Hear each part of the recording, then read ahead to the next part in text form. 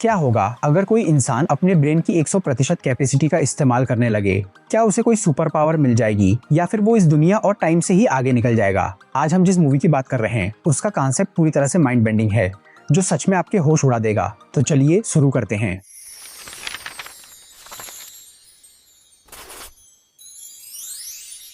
Taiwan के एक शहर में लूसी अपने नए बॉयफ्रेंड रिचर्ड के साथ एक होटल के बाहर खड़ी होती है। रिचर्ड उसे एक ब्रीफकेस देकर बोलता है कि इसे होटल के अंदर मिस्टर जांग नाम के आदमी को डिलीवर कर दे। लूसी इस सस्पिशियस काम के लिए साफ मना करके वहां से जाने लगती है, लेकिन तभी रिचर्ड पीछे से आकर उसके हाथ में एक हथकड़ी लगा देता है, जिससे अब लूसी उस ब्रीफकेस को छोड़कर नहीं जा सकती थी। रिचर्ड उसे रिसेप्शन पर जाकर मिस्टर जांग को बुलाने बोलता है ताकि वो आकर पासवर्ड डाले और हैंडकफ खोल दे। इसलिए मजबूरी में लूसी उस ब्रीफकेस को लेकर होटल के अंदर चली जाती है। लूसी होटल के रिसेप्शन पर जाकर मिस्टर जांग का नाम लेती है, पर तभी बाहर खड़े रिचर्ड को कोई गोली मार देता है। इससे पहले कि लूसी वहां से भाग पाती, मिस्टर जांग के गुंडे वहां पहुंचकर उसे घसीटते हुए लिफ्ट के जरिए एक कमरे में ले जाते हैं। उस कमरे में चारों तरफ लाशें और खून बिखरा हुआ था। तभी जांग वहां आकर ब्रीफकेस का पासवर्ड डालता है और उसे खोलता है। उसके अंदर से नीले रंग के क्रिस्टल पाउडर से भरे 4 पैकेट निकलते हैं, जो असल में एक नया सिंथेटिक ड्रग था जिसका नाम CPS-4 था। माफिया उसकी पावर चेक करने के लिए वहां मौजूद एक ड्रग एडिक्ट को उसकी एक चुटकी सूंघाता है। ड्रग शरीर में जाते ही वो आदमी अजीब हरकतें करने लगता है और पागलों की तरह हंसने लगता है। इसके बाद जांग के आदमी लूसी के चेहरे पर एक मास्क लगाकर उसे बेहोश कर देते हैं। जब उसे होश आता है तो वो एक अजीब कमरे में थी, जहाँ उसका पेट चीरा हुआ था और उस पर टांके लगे थे। माफिया का एक आदमी उसे बताता है कि उसके पेट के अंदर इस ड्रग का एक पैकेट डाल दिया गया है और अब वो एक ड्रग म्यूल है। इसके बाद उसे फैमिली को जान से मारने की धमकी देकर एक गोडाउन में बंद कर दिया जाता है। गोडाउन में लूसी को जंजीरों से बांधकर रखा गया था। वहाँ पहरा दे रहा एक गुंडा उसके पास आकर उसके साथ बदसलूकी करने की कोशिश करता है। लूसी अपने बचाव में उसे पीछे धकेलकर विरोध करती है, जिसे देखकर वो गुंडा गुस्से में आ जाता है और उसके पेट पर जोर से लात मार देता है। गोडाउन के अंदर गुंडा लूसी के पेट पर ठीक वहीं लात मारता है जहाँ टांके लगे थे। लात लगते ही उसके पेट के अंदर रखा CPS-4 का पैकेट फट जाता है, जिससे नीले रंग का वो केमिकल सीधे उसके खून और सेल्स में मिल जाता है। इसका रिएक्शन इतना तेज होता है कि लूसी का शरीर ऐंठने लगता है और वो हवा में छत दीवारों की तरफ खींचने लगती है। कुछ देर बाद जब उसे होश आता है तो उसकी आंखें नीली चमक रही थी। उसके दिमाग की कैपेसिटी अब 10% से आगे बढ़ने लगी थी, जिस वजह से उसे दर्द महसूस होना बंद हो जाता है। वो आसानी से उस पहरेदार गुंडे को दीवार पर पटक कर मार देती है और उससे गन छीनकर बाकी गुंडों को भी गोली मारते हुए गोडाउन से बाहर निकल जाती है। बाहर निकलते ही उसकी बॉडी के सेल्स इतनी तेजी से एनर्जी बर्न करने लगते हैं कि उसे तुरंत खाने की जरूरत पड़ती है। इसलिए वो एक रेस्टोरेंट में घुसकर दूसरे लोगों के टेबल से खाना उठाकर खाने लगती है। खाना खाने के बाद लूसी सीधे एक हॉस्पिटल पहुंचती है, जहां उसे दिखता है कि उसके कपड़ों पर खून लगा हुआ है। वो हॉस्पिटल के कॉरिडोर से होती हुई सीधे एक ऑपरेशन थिएटर में घुस जाती है, जहां एक डॉक्टर ऑपरेशन कर रहा था। लूसी मॉनिटर पर उस पेशेंट की रिपोर्ट देखकर अपनी गन से उसे गोली मार देती है। जब सब घबरा जाते हैं तो वो बोलती है कि यह पेशेंट वैसे भी मरने वाला था। फिर वो डॉक्टर पर गन तानकर ऑर्डर देती है कि उसका पेट काटा जाए और बिना किसी एनेस्थीसिया के उसके अंदर रखा ड्रग बाहर निकाला जाए। डॉक्टर उसका पेट काटकर वो पैकेट निकालता है और देखता है कि वो आधा खाली हो चुका है। वो लूसी को बताता है कि CPS-4 एक ऐसा केमिकल है जो प्रेग्नेंट औरतों में बहुत कम मात्रा में पाया जाता है और बेबी की हड्डियां बनने में मदद करता है, लेकिन अगर इसे किसी नॉर्मल इंसान के खून में डाल दिया जाए तो उसकी तुरंत मौत हो सकती है। ये सुनकर लूसी समझ जाती है कि उसके सेल्स तेजी से मर रहे हैं और जिंदा रहने के लिए उसे बाकी के तीनों ड्रग पैकेट चाहिए। इसलिए वो डॉक्टर का लैपटॉप लेकर इंटरनेट से मिस्टर जांग का लोकेशन निकालती है और वापस उसी होटल में पहुंच जाती है।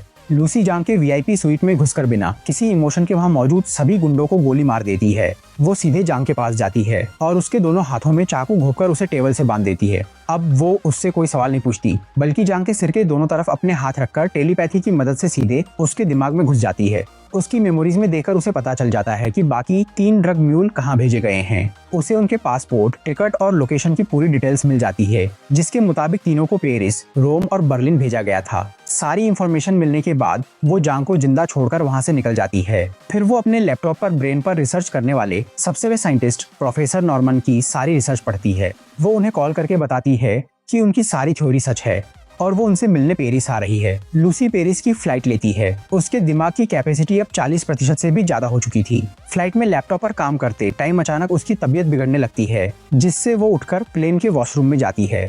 प्लेन के वॉशरूम में लूसी को एहसास होता है कि उसका शरीर बिखरना शुरू हो गया है। उसके सेल्स अनस्टेबल हो चुके थे। जिंदा रहने के लिए उसकी बॉडी को और CPS-4 की जरूरत थी और डॉक्टर का दिया हुआ आधा बचा CPS-4 निकालकर सीधे खा लेती है।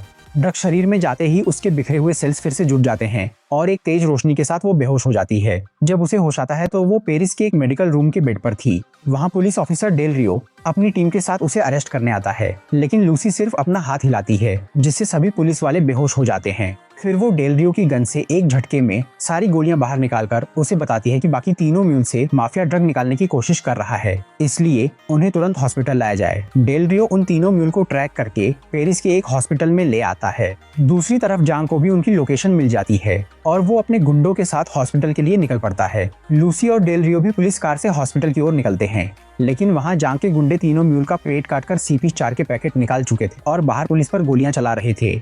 लूसी उनके सामने आकर बस अपना एक हाथ हवा में उठाती है, तभी एक इनविजिबल फोर्स सभी गुंडों को हवा में उठाकर छत से चिपका देती है और लूसी आराम से उनके पास से ड्रग्स वाला ब्रीफकेस उठाकर लैब की तरफ चली जाती है। लूसी उस ब्रीफकेस को लेकर सीधे प्रोफेसर नॉर्मन की लैब में पहुंचती है, जहां नॉर्मन और बाकी टॉप साइंटिस्ट उसका वेट कर रहे थे। वो उन्हें बताती है कि उसके पास बहुत कम टाइम बचा है और उसके सेल्स जल्द ही डिस्ट्रॉय हो जाएंगे। वो CPH4 के तीनों पैकेट साइंटिस्ट को देकर बोलती है कि पूरे पाउडर को लिक्विड बनाकर एक साथ उसकी बॉडी में इंजेक्ट कर दिया जाए, ताकि उसके दिमाग की कैपेसिटी सीधे 100% तक पहुंच सके। दूसरी तरफ मिस्टर जांग अपने गुंडों के साथ लैब के बाहर पहुंच जाता है, जिससे वो लैब के बाहर खड़ी पुलिस और मेन गेट पर अटैक शुरू कर देता है।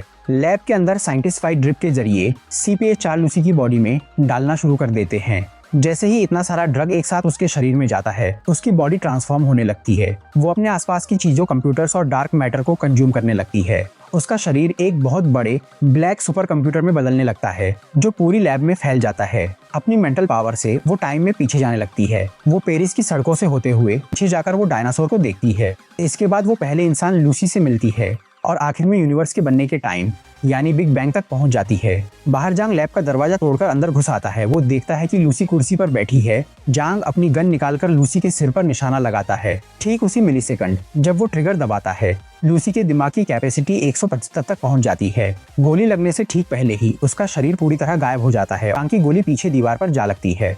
कैप्टन डेल रियो वहां पहुंचकर जांग को गोली मार देता है।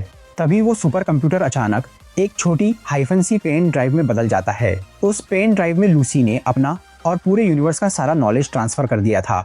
डेल रियो चारों तरफ देखकर प्रोफेसर नॉर्मन से पूछता है लूसी कहाँ है। उसी टाइम उसके फोन पर एक टेक्स्ट मैसेज आता है, जिसमें लिखा होता है आई एम एवरीवेयर। यहीं इस साइंस फिक्शन और माइंड बेंडिंग मूवी का एंड हो जाता है।